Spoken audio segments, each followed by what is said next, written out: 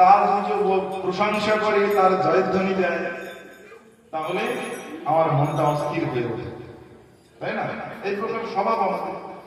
ঠিক ওই প্রকারে হিরণ্যকশিপুরের সম্মুখে, হিরণ্যকশিপুরের সম্মুখে যখন এই দেবর্ষি নারদ পক্ষীরূপ ধারণ করে জয় গোবিন্দ জয় গোপাল কেশব মাধব দীন দয়াল এই ভগবানের রূপ গুণ মাধুর্যের কথা যখন বর্ণন করছি, হিরণ্যকশিপুর অত্যন্ত উদ্বিগ্ন হয়ে পড়লেন। বললেন, এমন শুভ সময়ে আমি এসেছিলাম সাধন করতে, সাধনটা করবো কি দিয়ে? মনটা দিয়ে। তো মনের যদি স্থির ভূমিকা না আসে, শান্ত ভাব যদি না আসে, সাধন কখনো পরিপুষ্ট হয় না। এই দুষ্ট পক্ষীটা এসে আমার মনটাকে অস্থির করে তুলেছে, কিনা আমার শত্রুর নাম এখানে আমার কাছে জয়ধ্বনি করছে। সেই জন্য আমার মন বিক্ষিপ্ত হয়ে গেছে। বিক্ষিপ্ত মন নিয়ে সাধন করতে যদি আমি বসি, আমার সাধনে অনিষ্ট ছাড়া কখনো সিদ্ধ হবে না। এই জন্য ভাবলেন, না, এই সময় আর আমি সাধন করবো না, এখন আমি বাড়িতে ফিরেই যাব। আবার শুভ মুহূর্ত আসলে আমি আবার সাধন করব। যখন হিরণ্যকশিপুর গৃহে ফিরে গেছেন, তখন হিরণ্যকশিপুর অসুস্থ কামনা বাসনার দ্বারা তখন জর্জরিত হয়ে গেলেন। রাত্রিকালে স্ত্রী সঙ্গ সুখ পাওয়ার জন্য তিনি তখন লালায়িত হলেন। সেই সময় তার ধর্মপত্নী ছিল কয়াধু। এই কয়াধু তখন কি করলেন না, হিরণ্যকশিপুরের বুদ্ধিকে তিনি তখন পরিবর্তন করলেন, বুদ্ধিকে তখন পরিষ্কৃত করলেন। বলে আসরিক বুদ্ধি তার ভিতরে আছে। কিরকম করে? হিরণ্যকশিপুর যখন কামনা বাসনার বশবর্তী হয়ে যখন স্ত্রী সঙ্গ সুখ পাওয়ার জন্য গেলেন, বলেন কয়াধু তখন কি করলেন না, কয়াধু তখন স্বামীকে বলছেন, স্বামী আপনি তো গিয়েছিলেন আরাধনা করতে, ব্রহ্মজির আরাধনা করতে, আপনি আরাধনায় সিদ্ধি লাভ করেছেন, কি সিদ্ধি নিয়ে এসেছেন? হিরণ্যকশিপুর বলছেন, দেবী এত তাড়াতাড়ি কি আরাধনায় সফল হয়, সাধনা সিদ্ধি লাভ করেছে? বলে না পতিদেব, আপনি আমার কাছে মিথ্যা কথা বলছেন।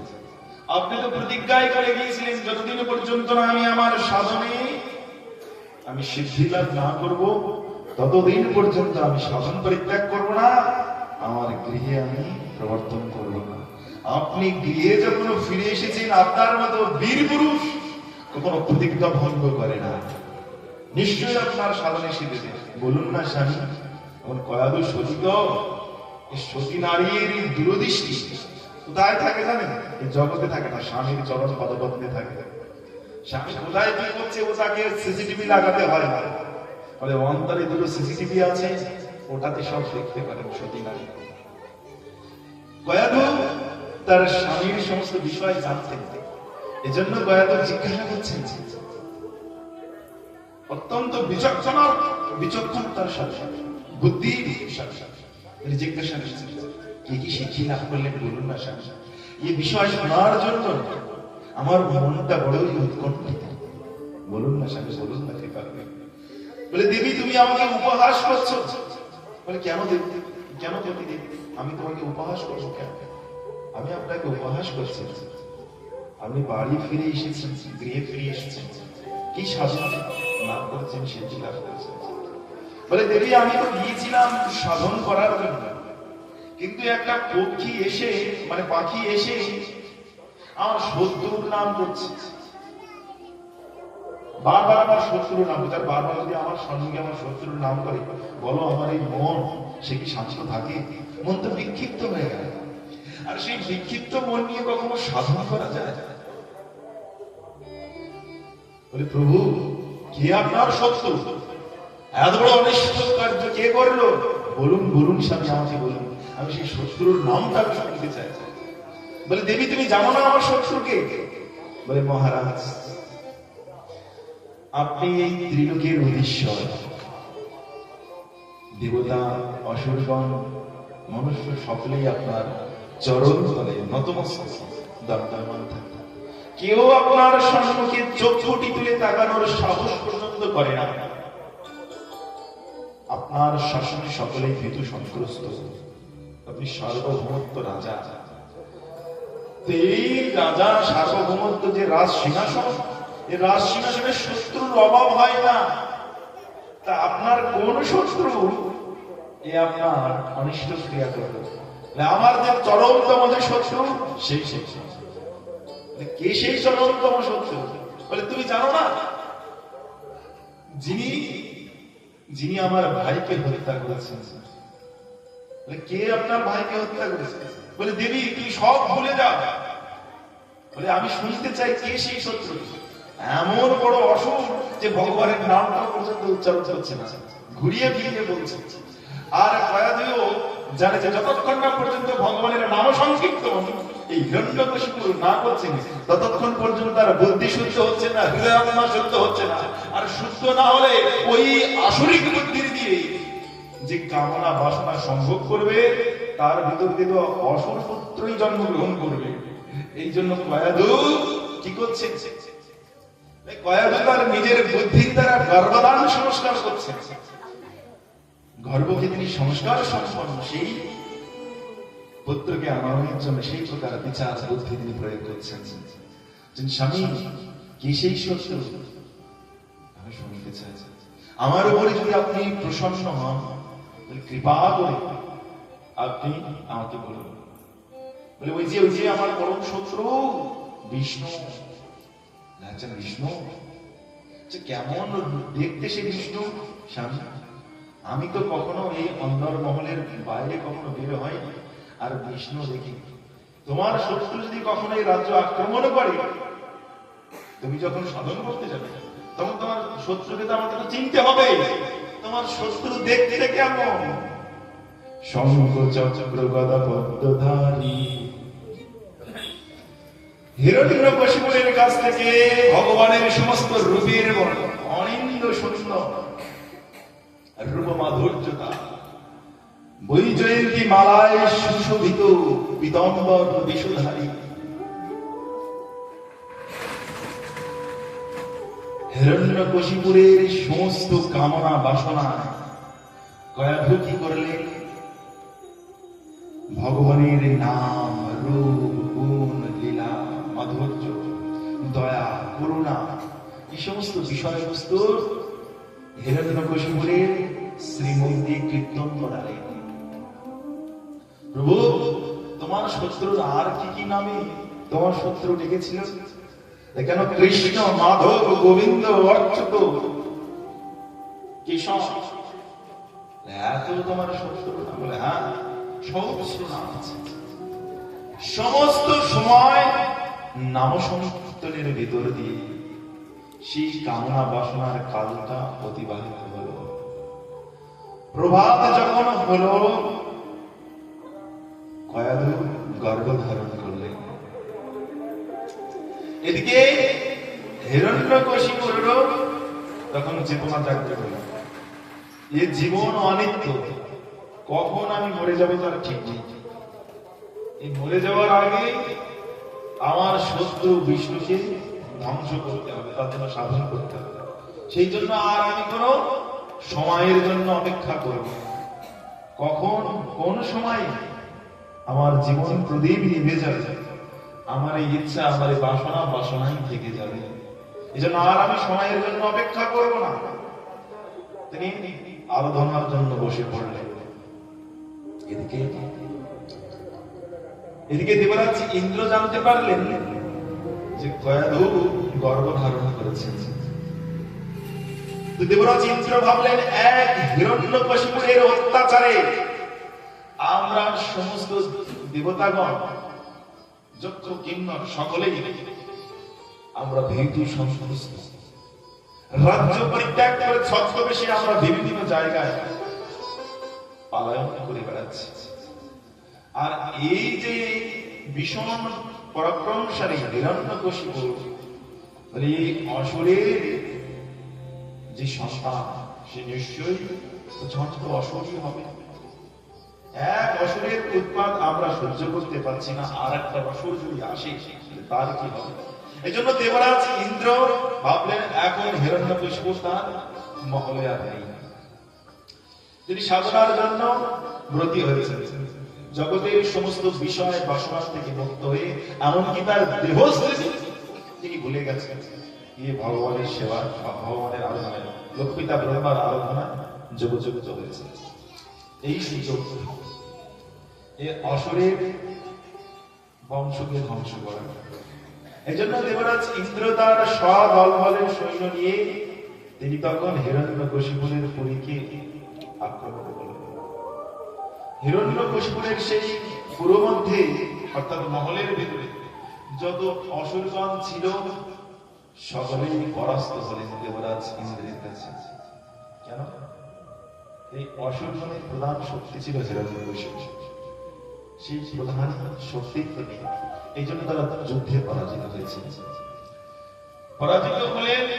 তারপরে দেবরাজ ইন্দ্র কয়াধুর করকমলকে স্পর্শ করে বলপূর্বক তিনি কয়াধুকে অপহরণ করে নিয়ে যাচ্ছেন তার গর্ভের সন্তানকে ধ্বংস করার জন্য।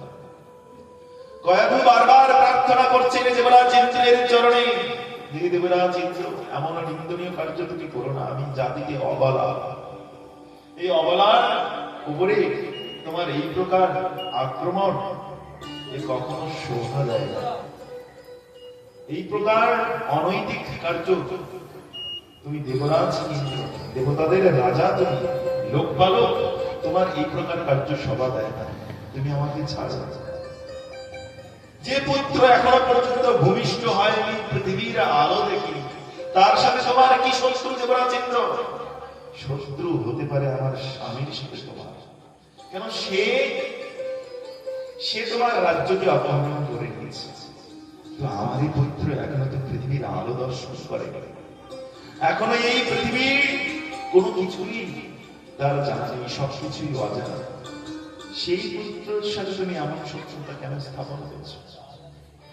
যখন এই নয় বিনম্র শব্দের দ্বারা যখন কয়াধু দেবরাজ ইন্দ্রকে বলছেন, সেই সময় দেবর্ষি নারদ এসে উপস্থিত হলেন। রে দেবরাজ ইন্দ্র, কি করছো? পরম সচিব কয়াধু, এক্ষুনি তুমি ওর করকমল পরিত্যাগ করো। তুমি যে নিন্দনীয় কর্মের করার জন্য উদ্যত হয়েছ, তুমি নয়, তোমার 7 পুরুষ পর্যন্ত ধ্বংস হয়ে যাবে। খবরদার এই সতী কয়াধু কোনো মানুষ তুমি করতে যেও না, তাহলে এই সতীর মনোকষ্টে তোমার সাম্রাজ্যই নয়, তোমার 7 পুরুষই ধ্বংস হয়ে যাবে। আর তুমি যে আশঙ্কা নিয়ে এসেছ যে কয়াধুর গর্ভেতে মহান অসুরের বীজ বৃদ্ধি হচ্ছে, না, এই কয়াধুর গর্ভে ভগবানের পরম ভক্ত প্রহ্লাদ আসতে চলেছে। ভগবানের ভক্ত শ্রেষ্ঠ প্রহ্লাদের আগমন হতে চলেছে, যার দ্বারা তোমারই উপকার হবে। হিরণ্যকশিপুর যার দ্বারা নিধন প্রাপ্ত হবে, তাই তুমি এর সাথে শত্রুতা করো না। দেবরাজ ইন্দ্রকে যখন দেবর্ষি নারদ যখন তত্ত্ব উপদেশ প্রদান করলেন, দেবর্ষি নারদ কয়াধুকে পরিত্যাগ করে তার চরণে পড়ে বারংবার ক্ষমা প্রার্থনা করলেন। মাতা কয়াধু দেবরাজ ইন্দ্রকে ক্ষমা করলেন। সাথে সাথে মা কয়াধু তার পুত্রকে শ্রেষ্ঠ পুত্র রূপে তৈরি করার জন্য, শ্রেষ্ঠ পুত্র লাভের জন্য মা কয়াধু অত্যন্ত বিচক্ষণ ছিলেন। সেই জন্য দেবর্ষি নারদের কাছে তিনি প্রার্থনা করলেন, হে দেবর্ষি নারদ, যদি আপনি এই দেবরাজ ইন্দ্রের হাত থেকে আমাকে রক্ষা করলেন, তবে প্রভু আপনার শ্রী চরণ কমলে আমার আরেকটি বিনীত প্রার্থনা, আবার কোন শত্রু এসে আমার কি অনিষ্ট করবে এ তো আমি জানি না। যতদিন পর্যন্ত না আমার স্বামী গৃহে প্রবর্তন না করে, ততদিন পর্যন্ত আমি আপনার আশ্রমে আশ্রয় চাই। কেন? না মাতা কয়াধু জানতেন আমি যদি দেবর্ষি নারদের আশ্রয়ে আশ্রিত থাকি তাহলে দেবর্ষি নারদের সঙ্গ লাভ করব। আর ভগবত ভক্তের সঙ্গ লাভ করলে কি হয়? সাধু সঙ্গ সর্বশাস্ত্রে কয় লবমাত্র সাধু সঙ্গে সর্বসিদ্ধি কয়। সাধু সঙ্গ সর্বশাস্ত্রে কয়, সমস্ত সৎ শাস্ত্রের উপদেশ সাধু সঙ্গ করা। আর আমরা এখন সেই সাধু সঙ্গই পরিত্যাগ করেছি। সাধু সঙ্গ পরিত্যাগ করে আমরা দুষ্ট সঙ্গে যোগদান করে নিজেকে মঙ্গল করতে চাই। সম্ভব কখনো হয়? কৃষ্ণ কৃপা পেতে গেলে, জীবনকে মঙ্গল প্রস্ত করতে গেলে সাধু সঙ্গ করতে হবে। সাধু সঙ্গ ছাড়া আর অন্য কোনো উপায় নেই। সাধু সঙ্গই আমাদের একমাত্র নিদান। এই ভবরোগ মুক্ত করার জন্য সাধু সঙ্গে কৃষ্ণ কথা এই মাত্র চাই। সংসার জিনিতে আর কোন বস্তু না। এই সংসারে বেঁচে থাকার জন্য আমরা অনেক বিষয় দ্রব্যকে আমরা দেখি, কিন্তু শাস্ত্র বলছেন, আচার্য বলছেন সাধু সঙ্গ সর্বশাস্ত্রে কয় লবমাত্র সাধু সঙ্গে সর্বসিদ্ধি হয়।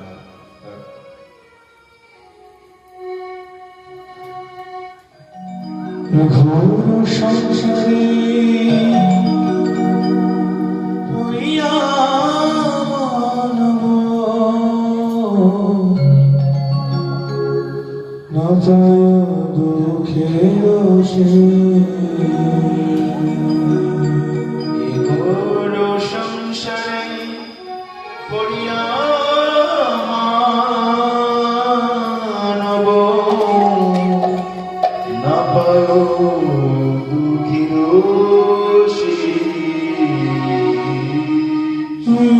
সাধু সঙ্গ করি হরি ভরে যদি ওই সাধু সঙ্গ করি হরি ভরে যদি তবে হয়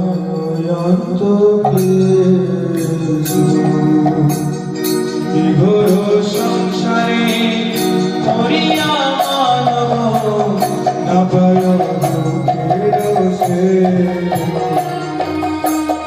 ঘোর সংসারে পড়িয়া মানব না পায় দুঃখের ওই সাধু সঙ্গ করি হরি ভজে যদি সাধু সঙ্গ করি হরি ভজে যদি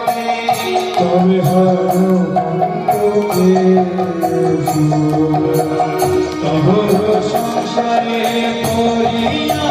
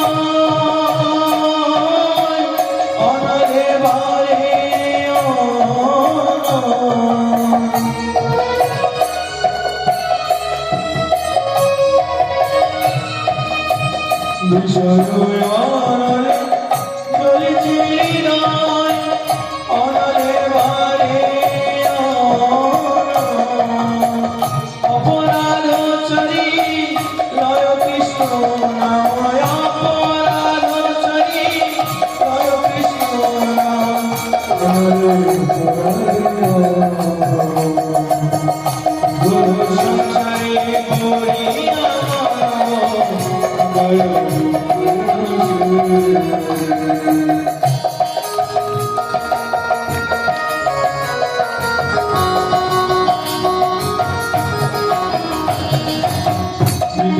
চৈতন্য চরণ কমলে আশ্রয় রইল যে।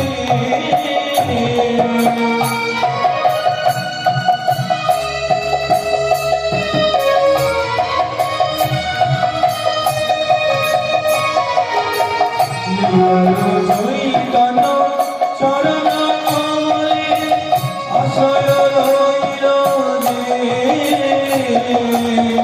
কালিদাস বলে জীবন মরণে, কালিদাস বলে জীবন মরণে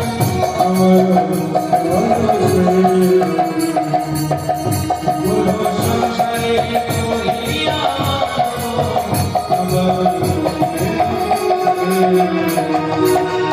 হরে কৃষ্ণ হরে কৃষ্ণ কৃষ্ণ কৃষ্ণ হরে হরে হরে রাম হরে রাম রাম রাম হরে হরে বলো হরে কৃষ্ণ কৃষ্ণ কৃষ্ণ হরে হরে হরে রাম হরে রাম রাম রাম হরে হরে হরে কৃষ্ণ কৃষ্ণ কৃষ্ণ হরে হরে হরে রাম রাম রাম হরে হরে बोल हरि बोल हरि बोल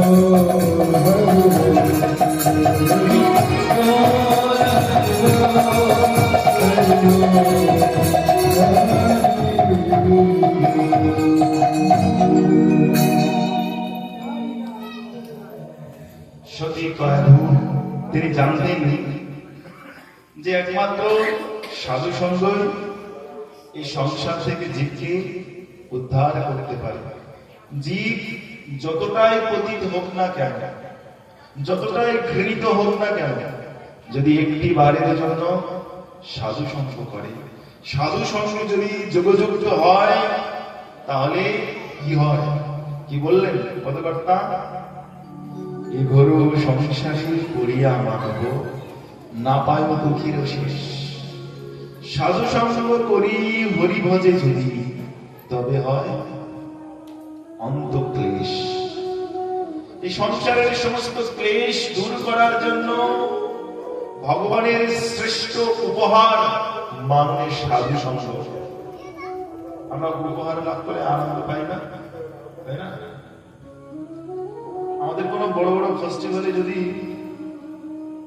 কেউ গিফট নিয়ে আসে, উপহার নিয়ে আসে, আর সেই উপহার যত দামি হয় আমাদের তত নয়ন আনন্দিত হয়, তাই না?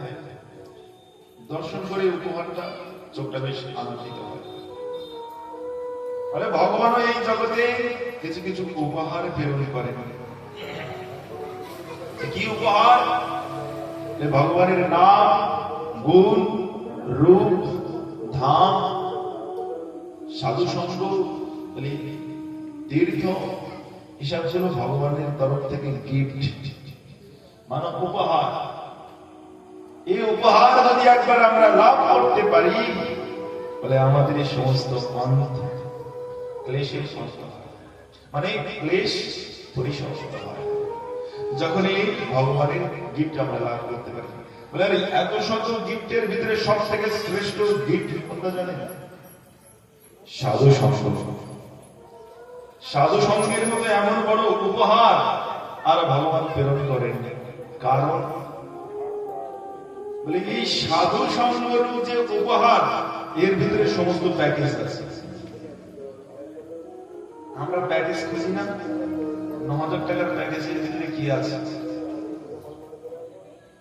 চাঁদধাম দেখাবে, বৃন্দাবন দেখাবে, অযোধ্যা দেখাবে, মায়াপুর দেখাবে, নির্মিষরতা দেখাবে। সেই প্যাকেজটা আপনি নেবেন না? যে প্যাকেজের ভিতরে শুধু চাঁদধাম আছে সেই প্যাকেজটা নেবেন। যে প্যাকেজের ভিতরে অনেক রকম বিষয়বস্তু আছে সেই প্যাকেজটা নেবেন। আর শুধু যারা বলে ওই অযোধ্যায় যাবো তার জন্য ৯,০০০ টাকা সে প্যাকেজ নেবেন? নেবেন না। বলে আমি মায়াপুরে দেখাবো, তার জন্য 9,000 টাকা নেবেন? নেবেন না। বলে আরে এক প্যাকেজে যদি এতগুলো উপহার আমি পেয়ে যাই, বিষয় পেয়ে যাই, তাহলে সে প্যাকেজ আর ছাড়বো না। বলে না, টাকা যদি না থাকে তাদের কাছ থেকে ধার করে প্যাকেজটা আমাদের গ্রহণ করতে হবে। সুযোগ একবার পেয়েছে আর হাত ছাড়া করবো না। তাই সাধু সংঘর যে প্যাকেজ ভগবান দিয়েছেন, যে উপহার দিয়েছেন, বলে এর ভিতরে সব আছে। এর ভিতরে কৃষ্ণ সেবা আছে, এর ভিতরে কৃষ্ণ আছে, এর ভিতরে কৃষ্ণ নাম আছে, এর ভিতরে তীর্থ আছে, এর ভিতরে ভগবানের নাম, গুণ, রূপ, লীলা সমস্ত বিষয় আছে সাধু সঙ্গের ভিতরে। সাধু সঙ্গে কৃষ্ণ কথা, কৃষ্ণ নামের জন্য আর অন্যত্র কোথাও যেতে হবে না, হবে সাধু সঙ্গে আসলে কৃষ্ণ নাম পাবেন। কৃষ্ণকে কোথায় পাবেন? কৃষ্ণ সে তোমার কৃষ্ণ দিতে পারো। কি বলছেন? কৃষ্ণ সে তোমার কৃষ্ণ দিতে পারো, তোমারও সগতি আছে। আমি তো কাঙাল, কৃষ্ণ কৃষ্ণ বলি, ধাই তব পাছে পাছে। কৃষ্ণ কোথায় আছে? সাধু সঙ্গে আছে। এজন্য তো বললেন কৃষ্ণ সে তোমার। কৃষ্ণ আর অন্য কোনো ব্যক্তির ধন নয়, কৃষ্ণ সাধুর ধন। তাহলে সাধু সঙ্গে কৃষ্ণ নাম, কৃষ্ণ কথা। আর সাধুগণ, সাধুগণ মহাতীর্থ। আপনি গঙ্গায় যাচ্ছেন, তীর্থ। যমুনা দর্শনে যাচ্ছেন, তীর্থ। গোদাবরীতে যাচ্ছেন, তীর্থ। আর সাধু বলে সাধু মহাতীর্থ। বলে কারণ বলে এই গঙ্গাদি তীর্থ যখন এই পাপীগণের পাপে যখন ভারাক্রান্ত হয়, তখন সেই গঙ্গাদি তীর্থকে পবিত্র করার জন্য এই মহাতীর্থ সাধু তখন অবগাহন করে। এজন্য সাধু মহাতীর্থ। সাধু সঙ্গে মহাতীর্থে বাস আপনার হয়ে যাবে। সাধুগণের পদরজ যেখানে প্রতিষ্ঠিত হয়, সেটি ধামে পরিণত হয়। সাধু সঙ্গীতের ধামবাস হয়ে যাবে। এক সাধু সঙ্গের এই মহিমা।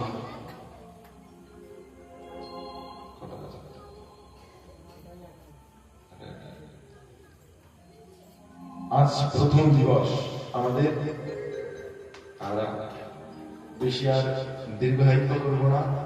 এই বিষয়বস্তুটি দ্বারাই আমরা আজ কথা বিশ্রামের দিকে যাব।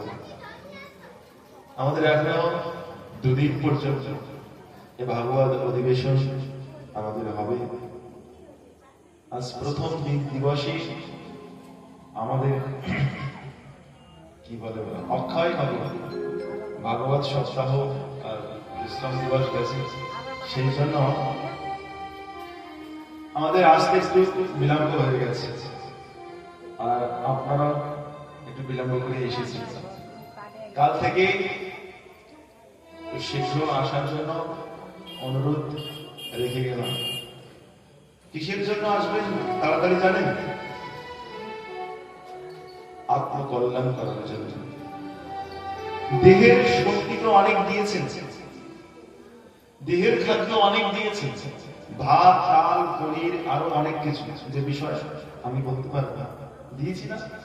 দেহকে শক্তিশালী করার জন্য দেহের খাদ্য অনেক দিয়েছি। দেহের খাদ্যটা দিয়ে দেহটাকে অনেক বলিষ্ঠ করেছি, শক্তিশালী করেছি।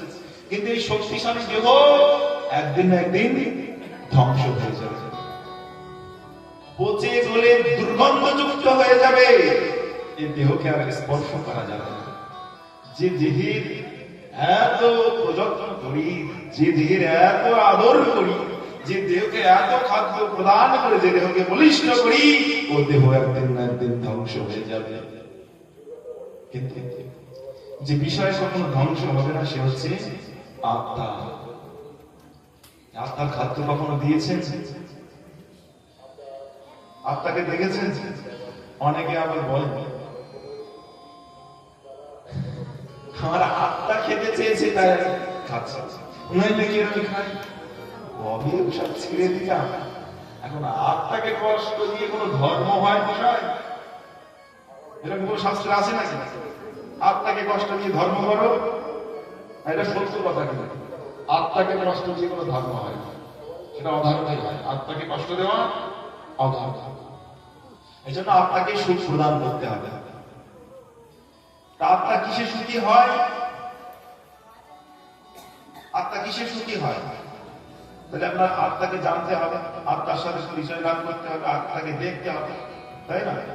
এই যেমন আমি একটা ব্যক্তি এখানে এসেছি, আমি কিসে সুখ বোধ করি, কি খেতে ভালোবাসি, আপনাদের এখানে আসেনি যতক্ষণ পর্যন্ত আমরা জানতেন আমি কি খেতে ভালোবাসি, আমি কি খাই, এসব আপনারা জানেন। যখন আমার সাথে আপনাদের পরিচয় হবে, যখন আমাকে ভালো করে আপনারা জানবেন, তখন বুঝতে পারবেন এই মহারাজের এটা খেতে ভালো লাগে, এখানে থাকতে ভালোবাসে, এটা করতে ভালোবাসে, তাই না? পরিচয় চাই। তা আপনার সাথে কখন আপনার পরিচয় হয়েছে, কোন সম্বন্ধ হয়েছে? তাহলে সেই আত্মা আপনাকে কি করে বলে যাচ্ছে? যার সাথে কোন প্রকার সম্বন্ধ হয়নি সে আত্মা কি করে বলছে যে ওটা খেতে ভালোবাসি, ওটা খেতে ভালো লাগে? সহজ করে আমি বলে দিই, এই যারা মাছ মাংস আমরা খাই, তাই তো?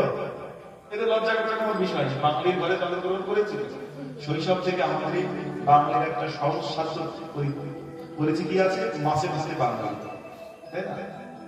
ভাত আর মাছ না হলে বাঙালির খাওয়াই হয় না, উদার করতে হবে, আমাদের জন্মগত একটা অভ্যাস। তো এই জন্য মাছ সাধুরা গ্রহণ করে না কেন? এগুলো ভগবান ভজনের প্রতিবন্ধকতা সৃষ্টি করে, এই জন্য মাছ মাংস গ্রহণ করে। এগুলো তামসিক আহার, তামসিক আহার গ্রহণ করলে ভগবান ভজনের প্রতিবন্ধকতা সৃষ্টি হয়, এই জন্য তা পরিত্যাগ করতে হবে। তো এইগুলো আমি ছাড়তে পারছি না, এটা জিহ্বার লালসা আছে তো, লোভ আছে তো। এখন ওই জিহ্বার লোভটা আত্মার ঘাড়ে বসাবে না, আমি আমার লোভটা সংবরণ করতে পারছি না, এখন মানুষের কাছে বলতে পারছি না, কি বলবো? আমার আত্মা খেতে চেয়েছে তাই আমি খাচ্ছি, এমনি আমার সবসময় খাওয়া দাওয়ার ইচ্ছা নেই, আত্মা খেতে চেয়েছে তাই খাচ্ছি। মানে আত্মাকে যিনি দেখেছেন তিনি জানেন, আত্মাকে যিনি জানতে পেরেছেন তিনি জানেন আত্মা কি খেতে চান। আত্মা এই জগতের ভাত ডাল মাছ মাংস সবজি এসব কিছু খায় না, এসব কিছু আত্মা গ্রহণ করে না।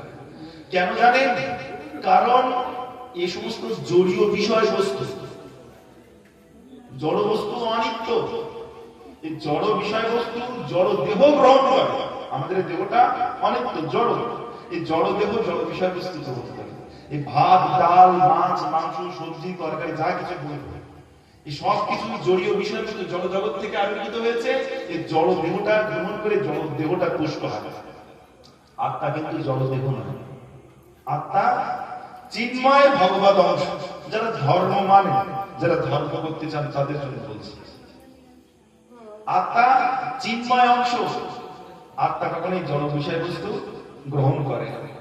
আত্মা কি গ্রহণ করে? বলে আত্মা চিন্ময় বিষয় বস্তু গ্রহণ করে। আত্মার খাদ্যটা কি? বলে আত্মার খাদ্য এই জড় বিষয় বস্তু নয়, জড় দ্রব্য আত্মার খাদ্য নয়, আত্মার খাদ্য চিন্ময় বিষয় বস্তু। ভগবান নামামৃত, ভগবান কথামৃত, ভগবান প্রসাদামৃত, এই হচ্ছে আত্মার খাদ্য। তাই আমরা জন্ম থেকে মৃত্যু পর্যন্ত এই দেহের খাদ্য দিয়ে চলে যাই, এই জন্য আত্মকল্যাণ লাভ করতে পারি না, আত্মশক্তি লাভ করতে পারি না। সেই আত্মার শক্তি দেওয়ার জন্য আত্মার খাদ্য নিয়ে আসেন সাধুগণ। কি? ভগবান নামামৃত, ভগবানের কথামৃত আর ভগবানের প্রসাদামৃত, এই চিন্ময় বিষয় বস্তু। এই চিন্ময় বিষয় গ্রহণ করেন, চিন্ময় বিষয় আত্মা, এটা হচ্ছে আত্মার খাদ্য। এই জন্যই আত্মার খাদ্য জগতের অন্য কোনো সঙ্গে পাবেন না, সাধু সঙ্গেই পাবেন। এই জন্য মা মায়াধু তার সেই সন্তানকে অত্যন্ত উত্তম রূপে তৈরি করার জন্য তিনি সাধু সঙ্গীতে যোগদান করলেন। দেবর্ষি নারদের সঙ্গে করে গেলেন। দেবর্ষি নারদ তো জগতের কোন বিষয়ে কথা বলেন না, কারণ কি জানেন? সাধুগণের চিত্তিতে সদা সর্বদা কৃষ্ণ এসে থাকে। এই জগতের প্রেমিককে দেখেছেন? সকলেই কেউ না কেউ তো প্রেম কিছু করেছে। যখন প্রেম করি তখন প্রেমিকের ছবিটা আমাদের চিত্রপটে ভেসে ওঠে, তাই না? সেই প্রেমটা যত গাঢ় হয় তত তার ছবিটা আমাদের হৃদয়ে ভেসে ওঠে। আর মনের অজান্তে সেই প্রেমিকের কথা কখন যে আমাদের মুখ দিয়ে বেরিয়ে যায় আমরা নিজেরাও জানতে পারি। ওই সেই প্রেমিকের কথা, প্রিয়ার কথা বারবার বলতে ইচ্ছা হয়। জগতের লাজ লজ্জা ভয় ভুলে আমরা উচ্চ কণ্ঠে সেই প্রেমিকের কথা বলতে পারি। এগুলো হয় কলিতার ভিতরে। ঠিক ওই প্রকারে ভগবানের ভক্তগণ জগতের সাথে প্রেম করে না। কার সাথে করে? বলে ভগবানের সাথে। এজন্য ভগবানের সেই চিত্র, ভগবানের সেই চিত্রটা তার হৃদয়ে উদ্ভাসিত হয়। আর যে বিষয়কে তিনি দেখেন সেই বিষয়ের কীর্তন করেন, অন্য কোনো কীর্তন এই জন্য করেন না। কয়াদু জানেন দেবর্ষি নারদ তিনি ভগবানের নাম সংকীর্তনে সদা সর্বদা রত থাকেন। আর আমি যদি এই অবস্থাতে যদি এখন ওখানে গিয়ে আশ্রয় নিই, আমি ভগবানের নাম সংকীর্তন শ্রবণ করতে পারব। আর যখন গর্ভস্থ শিশু 7ম মাসে যখন সে উপস্থিত হয় তখন তার জ্ঞান উদয় হয়। সেই সময়কালে তার ওই মা যে শব্দগুলো শ্রবণ করে, যে আচরণগুলো করে, যে বিষয় চিত্রপট দর্শন করে, ওই গর্ভের সন্তান মায়ের গর্ভেতে সেই সমস্ত বিষয়গুলোকে তিনি কি করেন না, ওই মায়ের গর্ভে থেকে সেই বিষয়গুলো তিনি শিখে নেন। অনেক সময় আপনারা দেখে থাকবেন একজন বয়স্ক ব্যক্তি, এই এখন মোবাইলের কথাই বলি, আমরা যেসব বিষয় জানি না, অনেক অনেক ছোট ছোট বাচ্চা শিশু তারা সে বিষয়, আপনারাও দেখবেন এই কথা বলে থাকবেন, এ যেন মায়ের পেট থেকে হয়েই সব শিখে এসেছে, এরকম একটা কথা আপনারা বলেন না? সত্য। 7ম গর্ভে যখন শিশুর জ্ঞানোদয় হয় সেই সময় মায়ের যে কর্ম, তার যে স্বভাব, তার যে চরিত্র, তার যে মনোভাব, তার যে চিন্তা চেতনা, এই সময় অত্যন্ত শুদ্ধ ভাবে রাখা উচিত। যদি এই সময় তার মনোভাব শুদ্ধ হয় সে সন্তান শুদ্ধ হতে বাধ্য। প্রকৃষ্ট উদাহরণ কি? অভিমন্যু। সুভদ্রা অর্জুনের কাছে ওই চক্রব্যূহ রচনা কি করে হয়, কি করে তার ভিতরে প্রবেশ করতে হয়, কি করে বের হতে হয়, এই বিষয়ে শুনছিলেন। আর শুনতে শুনতে চক্রব্যূহের ভিতরে প্রবেশের কথা পর্যন্ত শুনেছিলেন, আর বাইরে আসার সময় ঘুমিয়ে পড়েছিলেন অসক্ষমতা হয়ে। অভিমন্যুর মৃত্যুর কারণ আমরা সপ্ত রথীদেরকে দিই, কিন্তু তার মৃত্যুর কারণ তার মা সুভদ্রা। যে জন্য তার মাকে তার জীবনতার সাথে তার পুত্রের মৃত্যু রূপ শোক যন্ত্রণা তাকে অনুভব করতে হয়েছে। পুত্র মরে যাওয়াটা কি সুখের নাকি? কোন মায়ের সাথে দুঃখের না, যন্ত্রণা না? এই সুভদ্রা স্বয়ং ভগবানের বোন, ইয়ে দুঃখ পেয়েছিল কেন? বলে কারণ নিজের কর্ম। যদি সন্তানের জীবন সুখের না করতে পারবে তাহলে সে সন্তানকে তুমি পৃথিবীতে নিয়ে আসতে পারবে, নিয়ে আসা সম্ভব। এই জন্য সুভদ্রা সে বিষয়ে শ্রবণ করেনি। সেই জন্য অভিমন্যু শুধু চক্রব্যূহের ভিতরে প্রবেশটাই জানতেন, বের হতে জানতেন না।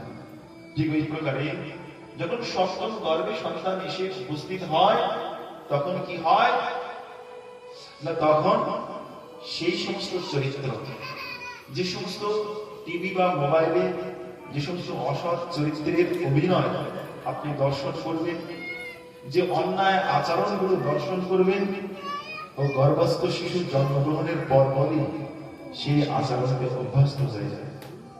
দেখা যায় পিতামাতা, পিতাটা অত্যন্ত ভালো, কিন্তু সন্তান জন্মগ্রহণ করেছে কারণটা কি? কারণটা কি? এই জন্য কয়াধু তিনি কি করলেন না, তিনি দেবর্ষি নারদের সংস্পর্শে ছিলেন। দেবর্ষি নারদের কাছে তিনি ভগবত কথা অমৃত শ্রবণ করতেন, ভগবানের উত্তম উদার চরিত্র শ্রবণ করতেন।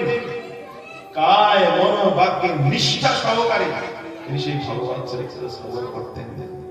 যে বিষয় দেবর্ষী নারদের কাছে শ্রবণ করতেন, যখন তিনি ঘুমিয়ে পড়তেন সেই বিষয় আবার স্বপ্নে দর্শন করতেন, যখন জাগ্রত হতেন সেই বিষয়ে আলোচনা করতেন, আবার দেবর্ষী নারদের পাশে ভগবানের কথামৃত শ্রবণ করতেন। এইভাবে ভগবত আরাধনায়, ভগবত পূজায় মাতা গয়াদেব তার সেই সময়কালটা, গর্ভবতী অবস্থাটা যখন এইভাবে তিনি যাপন করলেন, বলে এই অসুর কুলকে পবিত্র করেছিল এই ভক্ত প্রহ্লাদ, গয়াদনন্দন প্রহ্লাদ। বলে যে অসুর বংশের নাম শ্রবণ করলে আমাদের মন অতিষ্ঠ হয়ে ওঠে, কারণ আমাদের আরাধ্য দেব ভগবানকে যন্ত্রণা প্রদান করে, ধ্বংস করে, এ অসুর সুখ প্রদান করে। কিন্তু আজ বলে অসুর কুলকে ধন্য করলো, পূজিত করলো, শ্রেষ্ঠ করলো, বন্দনীয় করলো এক পুত্র, যে প্রহ্লাদ। কারণ কি জানে? বলে মা গয়াদেব। এই জন্য শ্রেষ্ঠ মা যদি এই সমাজ লাভ করে, শ্রেষ্ঠ সন্তান এই সমাজ লাভ করতে পারবে। আদর্শবান পিতা মাতা যদি সন্তানে এই জগতে যদি না থাকে, আদর্শ সন্তান কখনো লাভ হবে না। মায়ের ভূমিকা অগ্রণী, অধিক প্রধান। এজন্য সংযত হয়ে এই ধর্মের আদর্শ, যদি সনাতন ধর্মকে আমরা রক্ষা করতে চাই, আমাদের মাতৃ স্বরূপকে এই ধার্মিক শিক্ষার আলোকে আলোকিত করতে হবে। তবে কিনা তার সন্তানের জীবন এই সত্য আলোকে উদ্ভাসিত হবে। ভক্ত প্রহ্লাদ আবির্ভূত হয়ে সমস্ত অসুর কুলকে তিনি উদ্ধার করেছিলেন। ভক্ত যে কুলে আবির্ভূত হন, সেই কুলের, সেই পিতৃপুরুষের 21 পিঢ়ি পর্যন্ত উদ্ধার হয়ে যায়। ভক্ত যে কুলে, যে পরিবারে জন্মগ্রহণ করেন, শুধু সেই পরিবারকে উদ্ধার করেন না, শুধু সেই গ্রামকে উদ্ধার করেন না, শুধু সেই সমাজকে উদ্ধার করে না, শুধু সেই দেশকে উদ্ধার করে না, শুধু সেই পৃথিবীকে উদ্ধার করে না, বিশ্ব ব্রহ্মাণ্ডকে উদ্ধার করার মতো শক্তি রাখেন ভগবত ভক্ত। এজন্য বলছেন ব্রহ্মাণ্ড তারিতে শক্তি ধরে জনে জনে। এক একটা ব্রহ্মাণ্ডই উদ্ধার করে দিতে পারে ভগবত ভক্ত, ভগবত ভক্তের চরিত্র। এই জন্য আমাদের গর্ভাধান সংস্কার, এইখান থেকে আমাদের জীবনের মৃত্যু পর্যন্ত আমাদের মাতৃ গর্ভেই সন্তান জন্মগ্রহণ করে না, তার আগে মাতৃগর্ভে 3টি সংস্কার তার করা হয়। গর্ভধান সংস্কার, বংশাবলী সংস্কার, সন্তান সংস্কার, এই 3টি সংস্কার। সনাতন ধর্মটা সংস্কার সম্পন্ন ধর্ম। আর পৃথিবীর যত সমস্ত ধর্ম, এই সমস্ত কুসংস্কার সংস্কার সম্পন্ন ধর্ম। কিন্তু সনাতন ধর্মের প্রত্যেকটা কার্যতে সংস্কার সম্পন্ন। এজন্য এর ভাষা, যে ভাষা সংস্কৃত ভাষা, সংস্কার সম্পন্ন ভাষা। সনাতন সংস্কার সম্পন্ন বিষয়কে প্রদান করে, কোন বিষয়কে প্রদান করে না, অপবিত্র বিষয়কে প্রদান করে না। সনাতন ধর্ম, সনাতন সংস্কার সম্পন্ন। মাতৃগর্ভে যখন আছে, পৃথিবীর আলো দেখেনি, মাতৃগর্ভে থাকা অবস্থাতে তার 3 প্রকার সংস্কার করে নেয়। যখন মাতৃগর্ভ থেকে জন্মগ্রহণ করে, জাতকের সংস্কার। এইভাবে তার নামকরণ সংস্কার করতে করতে একেবারে অন্তিম লীলায়, তখন কি অন্ত্যেষ্টি ক্রিয়া, যে সংস্কার, এটি 16 সংস্কার। এই 1 থেকে 16 সংস্কার, এসব বিষয় আমরা শ্রবণ করব।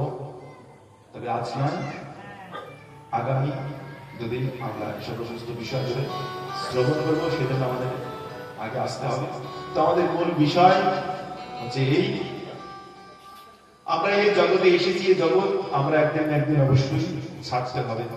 এই জগৎ ছাড়ার আগে যাতে আমাদের আত্মকল্যাণ লাভ হয়, সেজন্য আমাদের প্রচেষ্টা করতে হবে।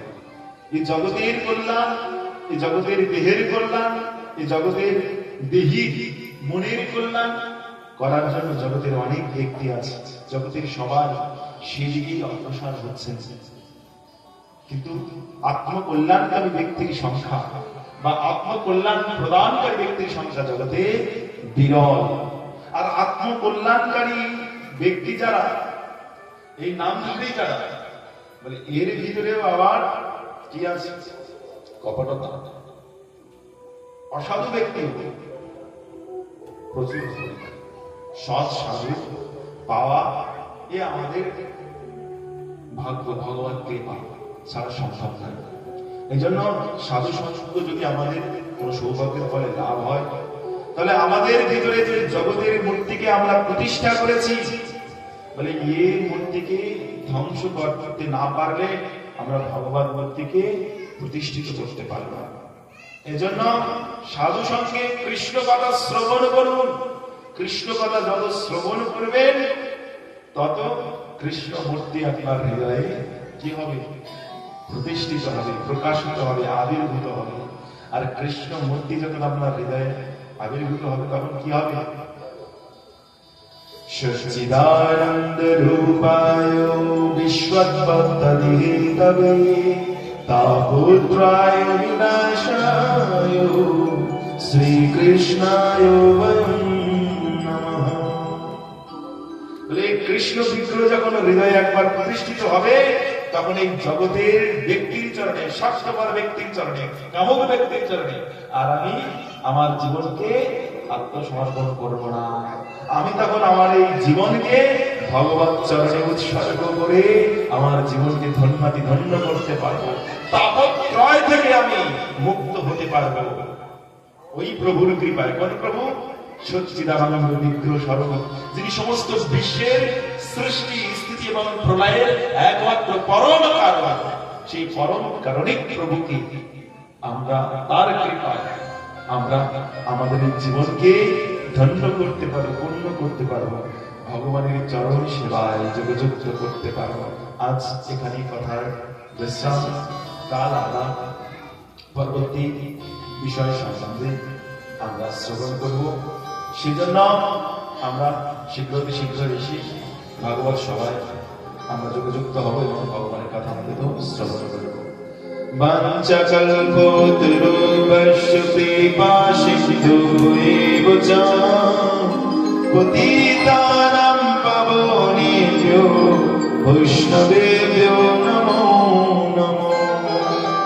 হরে কৃষ্ণ কৃষ্ণ কৃষ্ণ হরে হরে, হরে রাম রাম রাম হরে হরে। হরে গোরা মধুর স্বরে হরে কৃষ্ণ হরে হরে।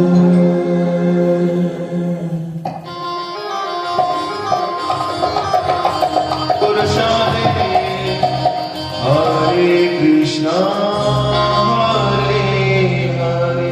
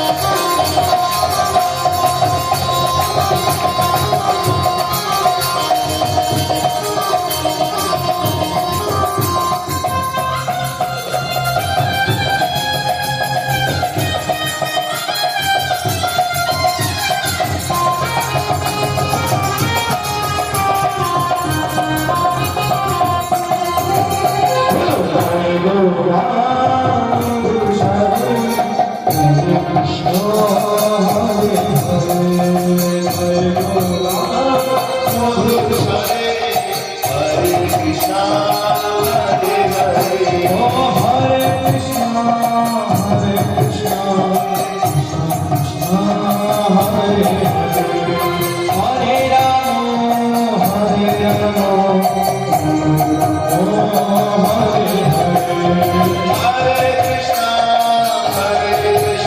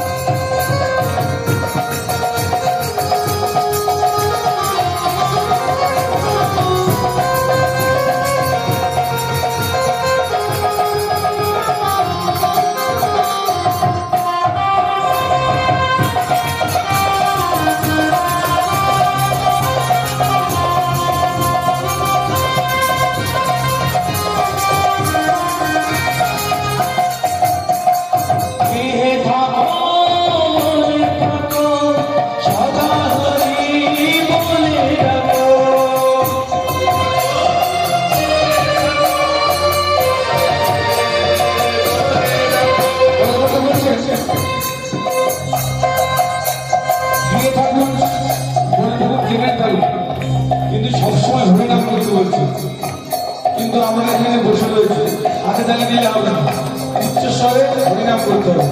এখানে সবাই হরিনাম করবেন তো? আমি শুনতে পাচ্ছি না, শুরু করবো না, সবাই হরিনাম করবে, সবাই বলবেন, তারপরে কীর্তন করবেন। হরিনাম করবেন একসাথে, করবেন তো? ঠিক আছে। হরে কৃষ্ণ হরে কৃষ্ণ কৃষ্ণ কৃষ্ণ হরে হরে, হরে রাম রাম রাম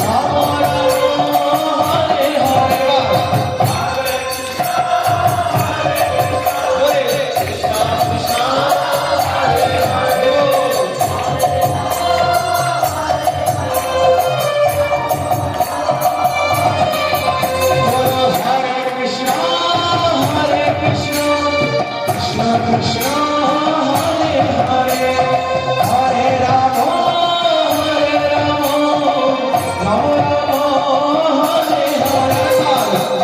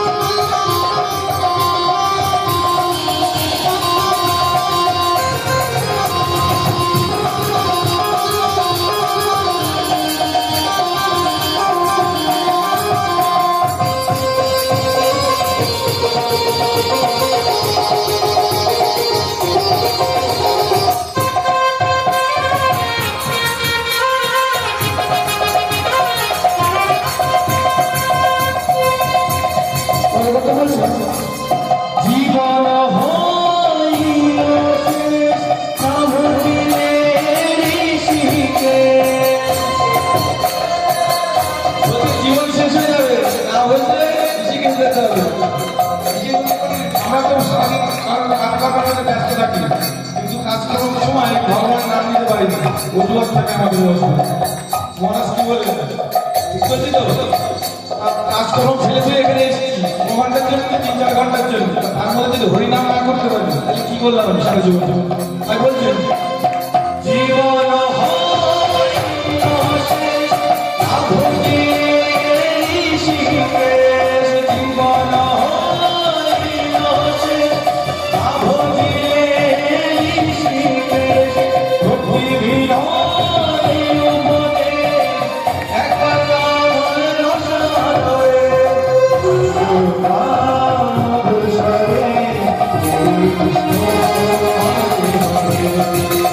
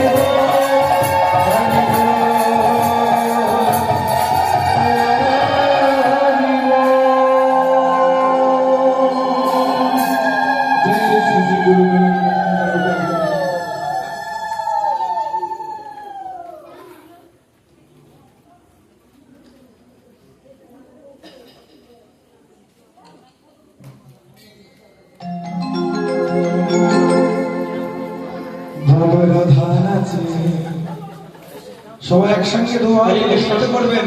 দেখুন আপনারা যদি নৃত্য না করেন, হরে কৃষ্ণ, আপনারা যদি নৃত্য না করেন তাহলে প্রভু কিন্তু কীর্তন করবেন না। দেখুন নৃত্য করতে হবে, আপনারা নৃত্য না করলে কিন্তু কীর্তনের মজা আসে না। তো নৃত্য কে করবে? কিন্তু হাতে নৃত্য কেউ বলবে না।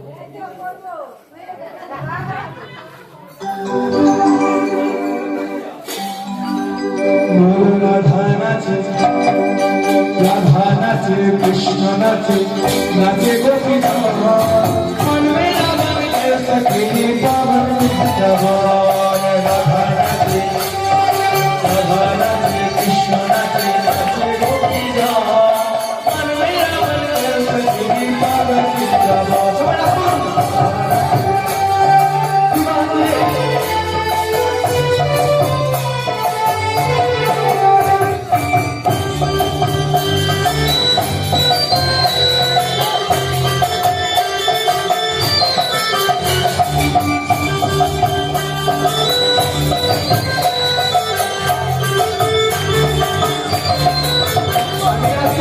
सूरज नाचे, चंद्र नाचे, नाचे तारा मन में रावण के सखी पावन जवान। सूरज नाचे, चंद्र नाचे, नाचे मन में रावण के सखी पावन जवान। कृष्ण नाचे, नाचे गोपी मन में रावण के सखी पावन जवान। राधा नाचे, कृष्ण नाचे, नाचे गोपी मन में रावण के सखी पावन जवान।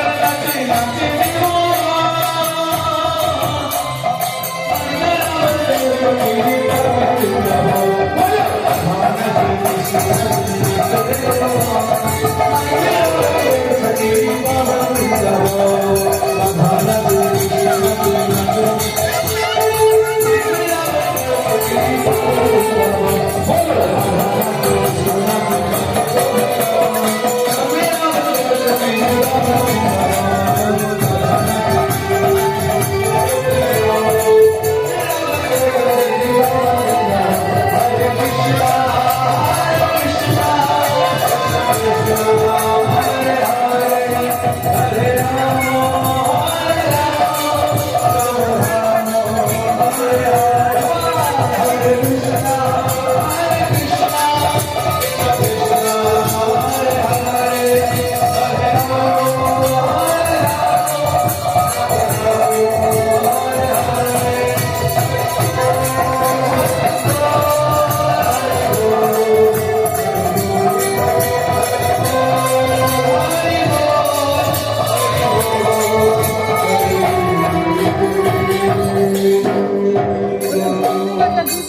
जय श्री श्री गुरु राधा गोविंद राधा गोविंद मदन मोहन जीव की जय ओम विष्णुपाद परिव्राजकाचार्य षष्ठोत्तर सदस्य गोपानंद महाराज श्री गुरु महाराज की जय नित्यलीला प्रविष्ट ओम विष्णुपाद परिव्राजकाचार्य षष्ठोत्तर सदस्य भक्ति देव गुरु महाराज की जय श्री पूज्यपाद संत गोस्वामी महाराज की जय भक्तिनाथ ठाकुर की जगन्नाथ दासवाजी महाराज की गौर किशोर दासवाजी महाराज की जय श्री कृष्ण चैतन्य प्रभु नित्यानंद से अद्वैत गौर भक्त वृंद की आज के आनंद की